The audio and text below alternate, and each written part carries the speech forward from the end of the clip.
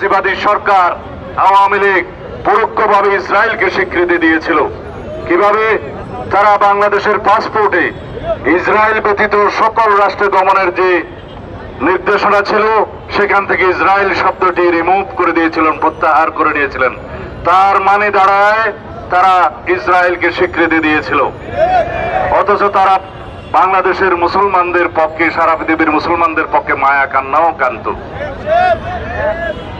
বাংলাদেশের বিরোধী রাজনৈতিক কর্মী এবং যারা ফ্যাসিবাদের বিরুদ্ধে আন্দোলন করেছে সকল গণতান্ত্রিক শক্তি, সামাজিক শক্তি সহ দেশের আপামর জনসাধারণের বিরুদ্ধে আড়ি পাতা যন্ত্রের মাধ্যমে যে নির্যাতনের তারা সূচনা করেছিলেন, সেই আড়ি পাতা যন্ত্র পেগাসাস স্পাইওয়ার সেই ইসরায়েল থেকে তারা খরিদ করেছিল এই হাসিনা সরকার।